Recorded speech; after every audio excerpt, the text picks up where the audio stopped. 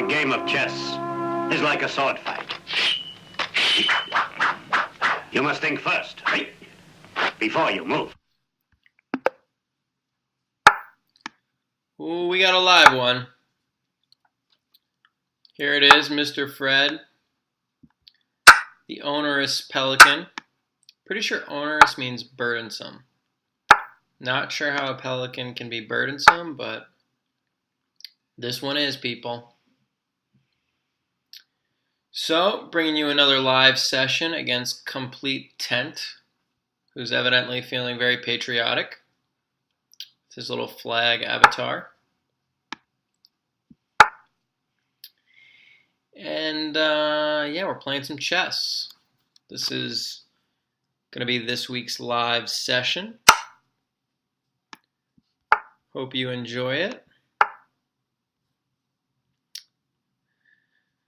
Alrighty. Let's develop the... maybe I come here. Yeah, let's come here.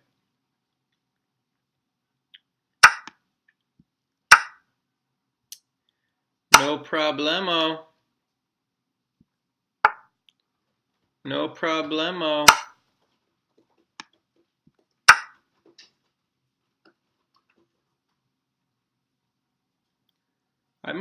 I don't know. Yeah, let's smack that bishop. Smack him right in his face.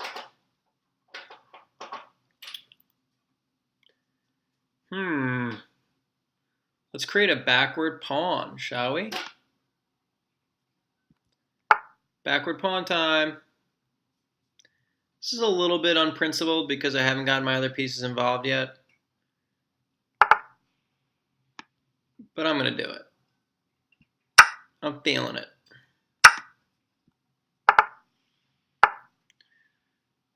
He actually did a really good move. I was playing wish chess a little bit, I'm going to be honest. And now I've got myself in a little bit of a pickle.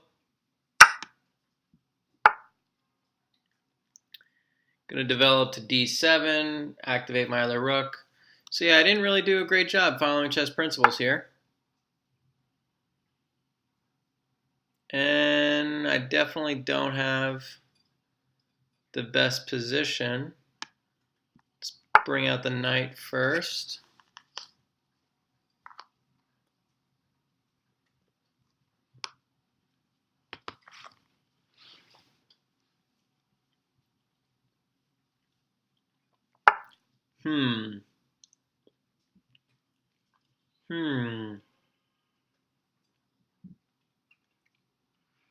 I don't think that really works out too well for him, frankly. He should have played c5, I think. Maybe not. What do I know? What do I know? I think this check is my best move. Maybe capture first.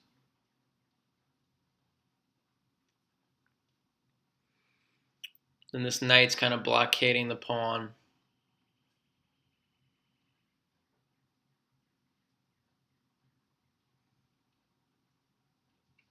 Trying to think, is there an advantage to checking first? And do I even have to take this pawn? Could jump in here. No, it doesn't work. I gotta take the pawn.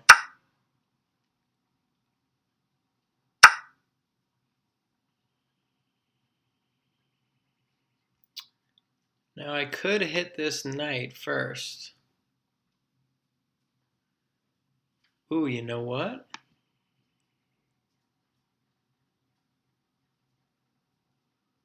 Yeah, hit the knight, swing over my knight, activate my rook. And I always have this check. I don't want to waste the check. I don't want to deliver it too early.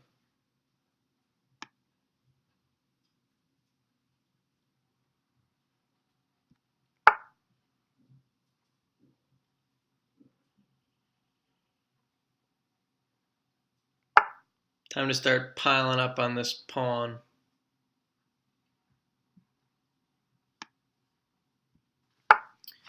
Not thrilled with my position. think he's got the advantage. But I'm a fighter. Huh.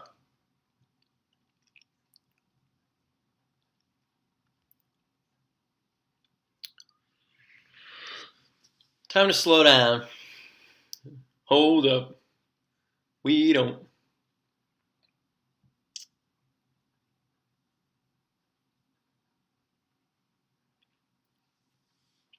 Maybe rook up. Maybe just double up my rooks. Oh, he's got a nasty little fork right there.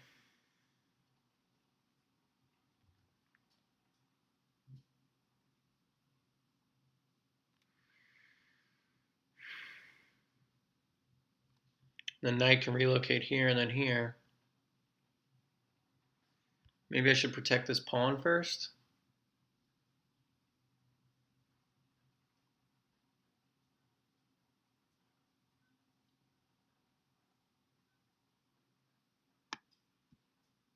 Let's protect the pawn first because I'm almost positive I'm going to have to do that no matter what.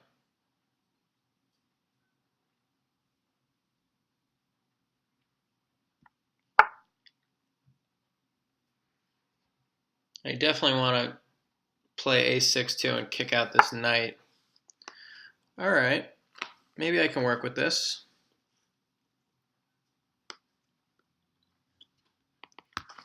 He has no checks, and I can double attack the knight.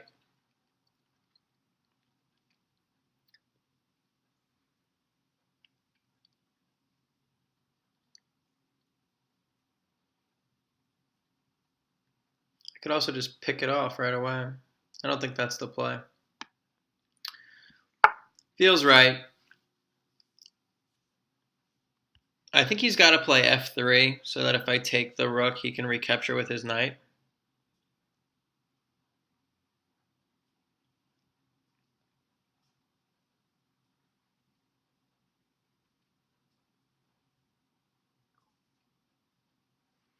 And then I might swing over here for a nice little pin. Whoa! Whoa! What's going on? Welcome to the party, he says. I think he's got nada. I think he's got big, fat nada.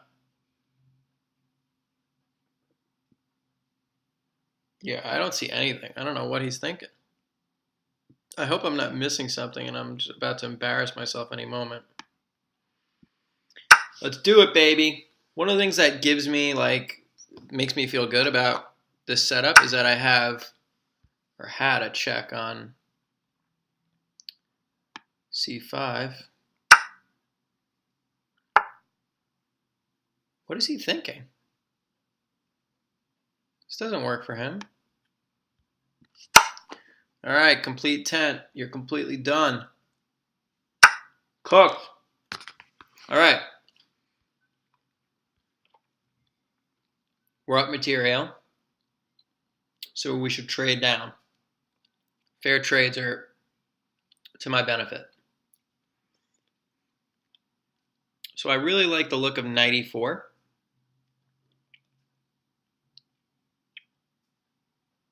I could come here and threaten this pawn. I think knight e4 is the best first move.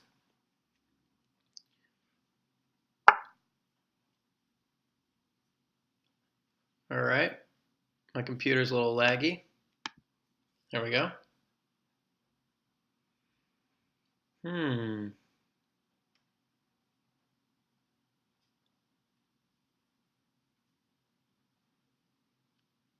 I could come down here, force the king here, and then hit the knight. Yeah, let's do that. That feels all right. It feels good. That goes down smooth.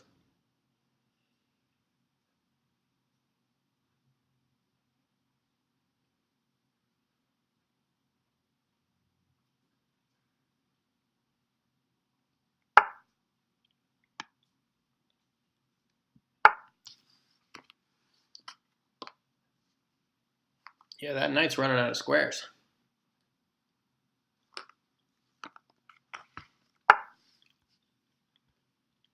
All right, we got what we wanted.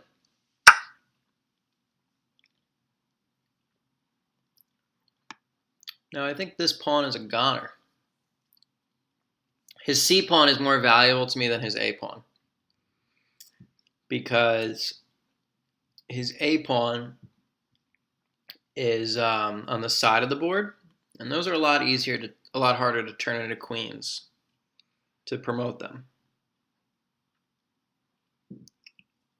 Yeah, rook here looks good. It keeps the pin on the knight, forces the king to move. Let's do it. Let's do it. Let's do this.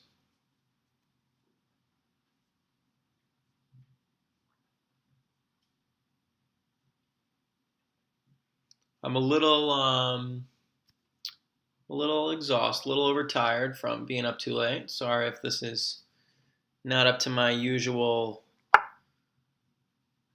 unbelievable levels of enthusiasm. All right, it's time to start pawn munching. Hope you guys are hungry. Hope you brought your appetite. Now I could just snatch this knight and make this a very straightforward game. So this is a good example, guys. Like, if I keep that knight on the board, who knows? Maybe he'll get some kind of fork with my king and my rook. So if you can simplify the game to an endgame situation where you know you have the win, then why not?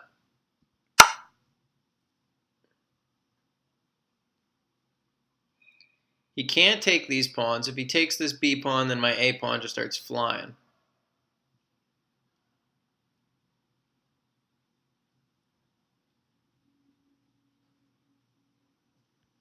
So while he's like, babysitting these pawns, I'm gonna go get these pawns. And if he comes to defend these pawns, I'm gonna run these guys up the board. Easy peasy.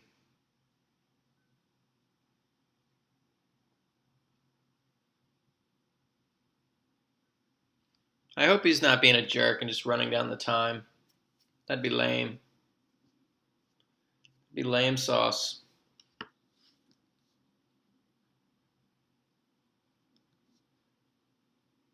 So not the most exciting game in the world. It started off all right. I made some nice little mistakes. Unusual for me to make those kind of mistakes. He might just be one of those people that knows he lost, so now he's just going to run down the time forever. Pretty disrespectful. So let's just take a look at what happened here. First of all, I don't like e3, at least at your level of play. Oh, here we go. We got a game. We're back in business. All right, so now I'm going to run up with my king.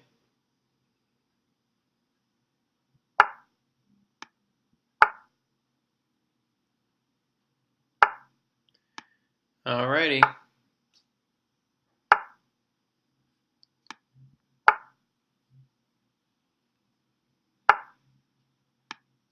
Let's get these guys going.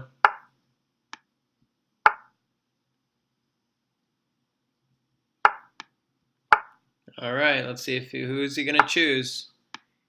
You can't have your cake and eat it today, my friend. Choose one.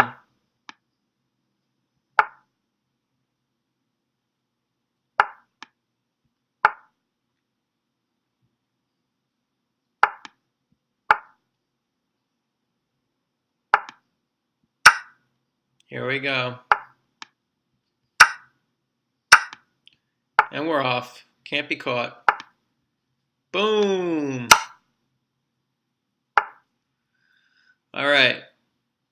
Now time to start practicing our mating technique. All right, this guys is offering a draw is just really poor sportsmanship in this situation. All right, let's look at the game. Oh, I'm blowing up. Hey, I'll call you in a little bit, okay? Let me call you back in just a couple of minutes. Yeah, text me when you get out. Bye. Alrighty. So I don't like e3.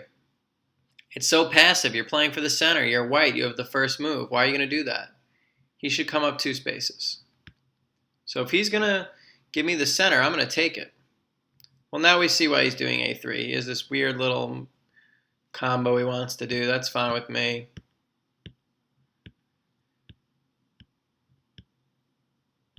And I'm actually not sure knight e7 is the best move in this situation. It was recommended to me in a chess.com video by an international master. I'm honestly not sure he's correct, but I've been using this for a while in situations like this, and I have all right results. It makes for kind of a boring positional game, but here, you know what? I think bishop f5 was premature. I should have castled kingside to prevent this queen check.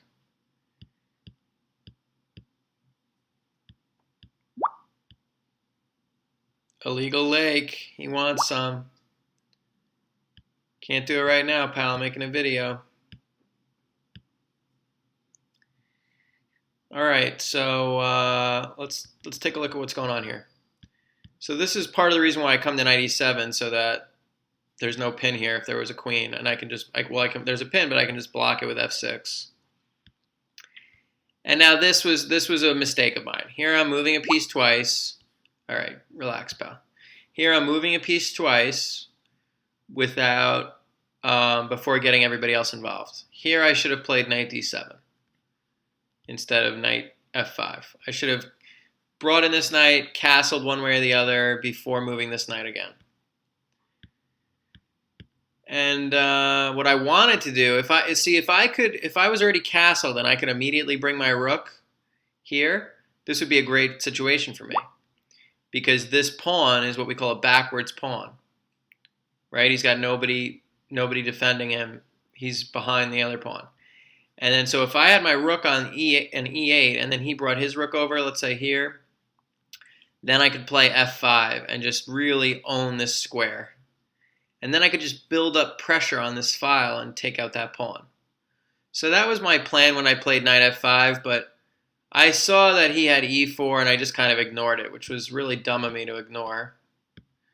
Now knight takes, attacks my bishop with tempo, and he plays a great move here, c4. So his pieces are much better placed. He has better control of the center. He has a lead in development. And he's immediately grabbing space on the queen side. So had he played this correctly, he would have really controlled way more of the board than I do. And a good player would win this position for sure. Here, I think this is not the best idea. Right now, these pawns are strangling me. Like, they're really suffocating my development. I'm kind of like just trapped from the 6th rank back, which is like such little space to... It's going to be hard to put my pieces on good squares in this kind of a situation. So these pawns are doing a great job of locking me down. Here he should develop his rooks, or maybe even bring up another pawn, b3 or b4 or something, right? So I think d5 is really misguided. So we trade, and now I have a target. Now I went from being, really suffocated behind these 2 pawns. Now I have a target. So first I hit the knight. Then I relocate my knight to a better square and attack the pawn. Activate my rook. Now I defended this pawn because I didn't want, I also wanted to play a6 to prevent knight b4. Knight b5 rather, because I want to bring my rook to d6 and blockade this pawn and then bring my other rook behind it. I want to start putting more pressure on this pawn. And I need to keep the knights out to do that. If my rook's here and the knight can come here, he's going to take my bishop, which I don't really want. So I also want to protect this pawn in case he plays knight d4. He's blocking his rook from defending the pawn. I can just take it right away without any consequences. You know what? Actually, that's a mistake for me, because look at this. If he plays knight takes, I can play knight takes right away, and I don't have to worry about defending this pawn because my rook is going to be guarding it after the knight comes out of the way. So I should have played a6. That's my bad. My bad. And here he just blunders, right? So, and this knight move looks dubious too, jumping in here with the knight. Unless he was planning on relocating to another square, which I don't really see why he would do that. Maybe he would play knight c4 to try to push to d6. So knight here, and then protecting this square to push the pawn. That's an idea. But it doesn't work because of this move. Because let's say he plays knight c4 now. I'm going to play rook takes e1 check. He's going to play rook takes e1, and then I'm going to play knight takes d5, and I win the pawn. You know, he can't do that. He can't play like that. He needs to play knight f3 here to defend the rook. That way, if I trade rooks, he doesn't have to take back with his rook and leave this pawn undefended. He can take back with the knight. So he just plays the pawn up, which does nothing for him. It just gives away the pawn. And then he sacks the rook for the bishop. This is really strange. And now I get to trade rooks, which works out great for me. And now I force the knight trade. Here he should probably play either knight a3 or maybe knight c7. You don't want to trade knights. He's also going to be disconnecting these two pawns, and they're going to be much harder to defend. And sure enough, one falls right away, and then the other one goes. And now this is an instructive moment. I know I have these two connected pawns. He can't stop them. I can just set them up, and as soon as he takes the back pawn, the other one races ahead and the king can't catch it. So I know these pawns are basically untouchable. And so while the king is preventing them from queening, I can just get rid of these guys and push these pawns. So I know if I take this knight, I have a 1 endgame. Very straightforward. So even though a rook's worth more than a knight, it simplifies the game for me, and I have such a strong advantage that I don't have to worry about giving up the material. And this is what I'm talking about. He takes the back pawn, and the other guy races ahead. And then he offered me a draw, which is something I really don't think you guys should ever do. It's disrespectful. It's unsportsmanlike. And then he resigned. So that's that. Hope that was a little bit instructive. And yeah, see you next time.